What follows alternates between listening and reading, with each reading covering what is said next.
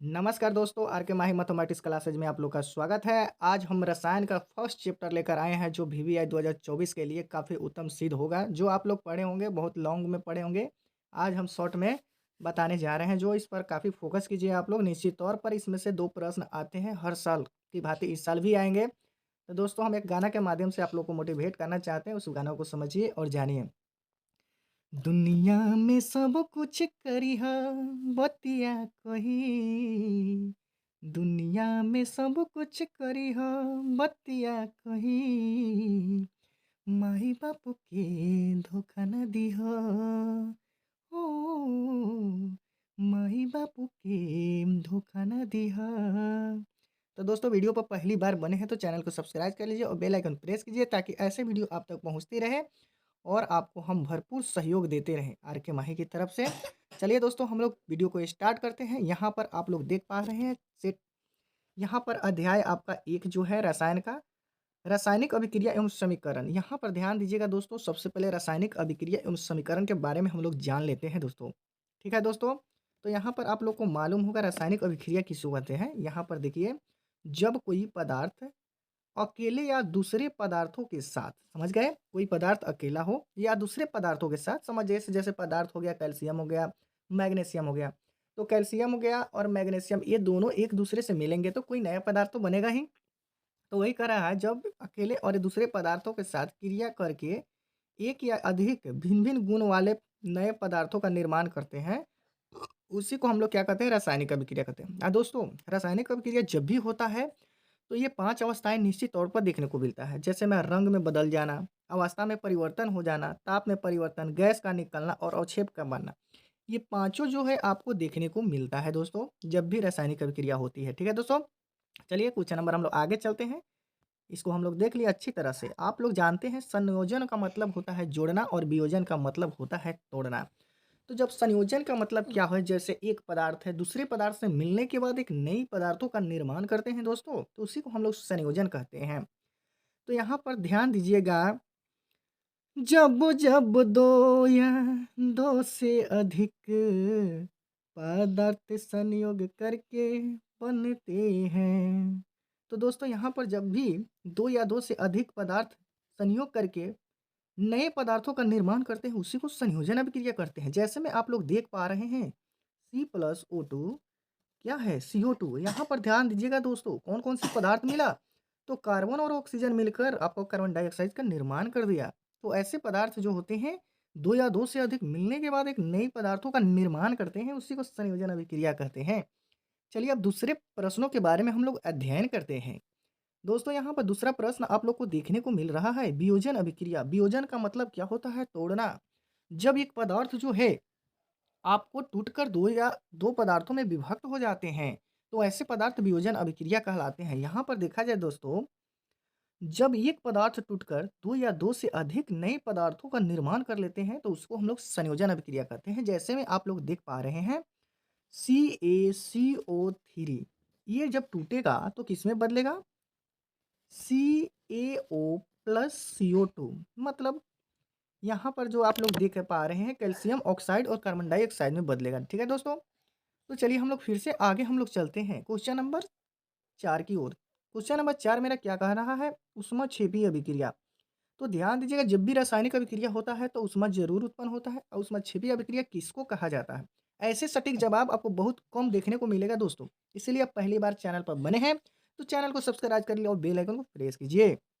चलिए हम लोग देखते हैं, वैसे अभिक्रिया जिसमें उत्पाद के निर्माण के साथ-साथ उत्पन्न होता है। ऐसे जानते हैं, जो भी कोई नई पदार्थ बनता है, तो उस पदार्थ को बनने के साथ-साथ एक नई पदार्थों का निर्माण होता है। उसी को ऊष्माक्षेपी अभिक्रिया के नाम से जानते हैं दोस्तों।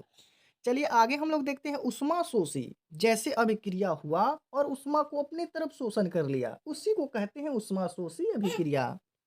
वैसे अभिक्रिया जिसमें ऊष्मा का अवशोषण होता है, उसमें ऊष्मा मतलब शोषी अभिक्रिया कहते हैं, ऊष्मा को अपनी तरफ खींचता है, वैसी अभिक्रिया ऊष्माशोषी अभिक्रिया कहते हैं। दोस्तों, ये 2 उदाहरण है, आप कम से कम एक उदाहरण को ज़रूर याद कीजिएगा।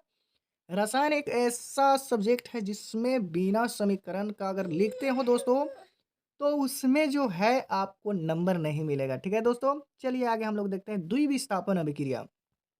तो द्विविस्थापन का मतलब जैसे में दो यौगिक जो होंगे अपने आयनों को अदला-बदली करके एक नए यौगिक का निर्माण कर लेते हैं, 2 नए यौगिक का निर्माण करते हैं दोस्तों, समझ गए? तो यहाँ पर देखिए जब 2 यौगिक अपने आयनों को अदला-बदली करके 2 नए यौगिक के निर्माण करते हैं, उसी को हम लोग क्या कहते हैं? द्विविस्थापन अभिक्रिया करते हैं।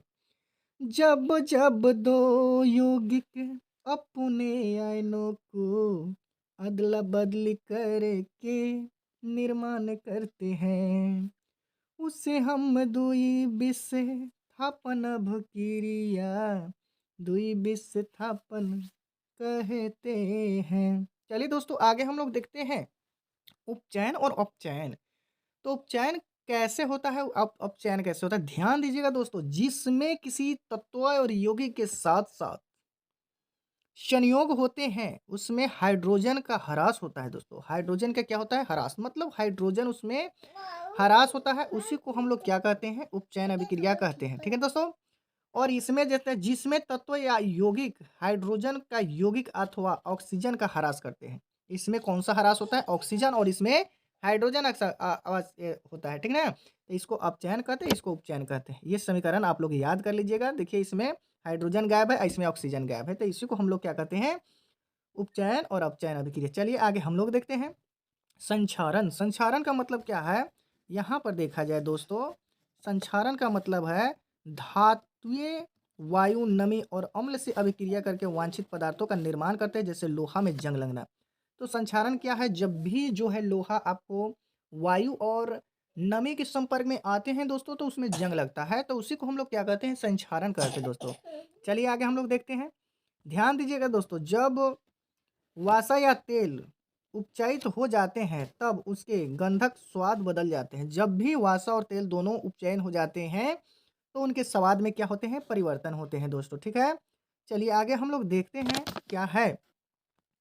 चलिए ध्यान दीजिए दोस्तों, कुछ और भी प्रश्न बाकी हैं और ये आपका एक चैप्टर अब जो समाप्त ही हो जाएगा। चलिए दोस्तों, अब हम लोग आ गए हैं रासायनिक समीकरण के बारे में।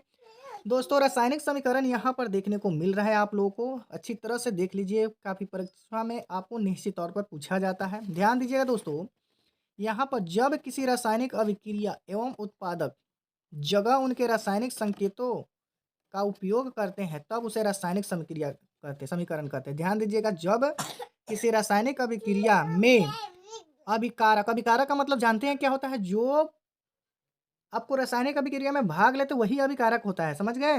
और रासायनिक सूत्रों का उपयोग करते हैं, जैसे रासायनिक सूत्र हो गया, जैसे में H2 हो गया, Cl2 हो गया, ऐसे रासायनिक सूत्र हैं, उनका उपयोग करके और उन्हें रासायनिक समीकरण कहते हैं। जैसे में ये यहाँ पर देखा जाए अभिकारक कौन-सा हुआ? A और B, और प्रतिफल मतलब उत्पादक होता है, जो मान लीजिए रासायनिक A और B अभिक्रिया करके आपको क्या बना? C और D का उत्पादन हुआ। ठीक है दोस्तों, आगे हम लोग चलते हैं। आगे मेरा क्या प्रश्न दिखाई दे रहा है?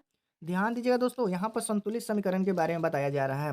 रासायनिक समीकरण को संतुलित करने का द्रव्यमान संक्षारण नियमों का पालन करना पड़ता है। कौन-सा नियम का पालन करता है? द्रव्यमान संक्षारण का नियमों का पालन करता है। उसको संतुलन समीकरण में अभिकारकों एवं उत्पादकों का द्रव्यमान को भिन्न-भिन्न परमाणुओं और संख्या को दोनों ओर बराबर करते हैं। ध्यान दीजिए, जैसे में H2 यहाँ पर है, Cl2 है, तो यहाँ पर 2 H2 और 2 Cl होना चाहिए। ठीक है दोस्तों, तो इसी को हम लोग संतुलित समीकरण कहते हैं। ठीक है, चलिए अब हम लोग यहाँ पर लास्ट तक पहुँच चुके हैं। अवक्षेपण अभिक्रिया, जब किसी रासायनिक अभिक्रिया में अवक्षेप बनता है, जब कोई रासायनिक अभिक्रिया होता है दोस्तों, तो यहाँ में क्या बनता है? अवक्षेप बनता है, उसे अवक्षेपण अभिक्रिया कहते हैं, समझ गए?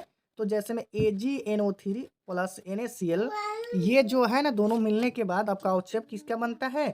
सिल्वर क्लोराइड का बनता है, AgCl और NaO3 बनता है। ठीक है दोस्तों, चलिए आगे हम लोग उदासीनीकरण अभिक्रिया देखते हैं। उदासीनीकरण अभिक्रिया में क्या होता है? अम्ल और क्षार जब भी भाग लेते हैं दोस्तों, तो उनके गुण क्या हो जाते हैं? नष्ट हो जाते हैं। जब भी गुण अम्लीयता नष्ट हो जाते हैं, क्षारीयता नष्ट हो जाते हैं, तो वह क्या बन जाते हैं? उदासीनीकरण बन जाते हैं। तो उसी को हम लोग क्या कहते हैं? उदासीनीकरण अभिक्रिया करते हैं। जैसे में HCl आपका क्या हुआ? अम्ल हुआ, NaOH क्या हुआ? आपका क्षार हुआ। तो ये जब भी रिएक्शन करता है दोस्तों, तो यहाँ पर सोडियम क्लोराइड और जल का निर्माण करते हैं। ठीक है दोस्तों, चलिए हम लोग लास्ट तक पहुँच चुके हैं। यहाँ पर एक बात याद रखिएगा दोस्तों, ध्यान दीजिएगा, यहाँ पर देख लीजिए, संयोजन एवं वियोजन अभिक्रियाओं क्रिया एक दूसरे का क्या होता है? विपरीत होता है। जैसे में संयोजन का मतलब जुटना और वियोजन का मतलब टूटना। इसका मतलब क्या हुआ दोस्तों? ये एक दूसरे से विपरीत है। ठीक है दोस्तों, तो यहाँ पर आज हम ये चैप्टर नंबर रसायन का 1 नंबर खत्म कर दिए हैं, जो 2024 में निश्चित तौर पर इस प्रश्नों में से आपको गारंटी जो है, आपका आता है तो आता है, आपको विश्वास नहीं है तो क्वेश्चन बैंक उठाकर देख सकते हैं दोस्तों। तब भी हम लोग चलते हैं। चलिए आज के लिए इतना ही दोस्तों। जय हिंद, जय भारत, जय बिहार। और आप लोग चैनल को ज़रूर सब्सक्राइब कर दीजिएगा दोस्तों। आपके विश्वास पर मैं यहाँ तक आया हूँ, ठीक है? चलिए आगे हम लोग चलते हैं।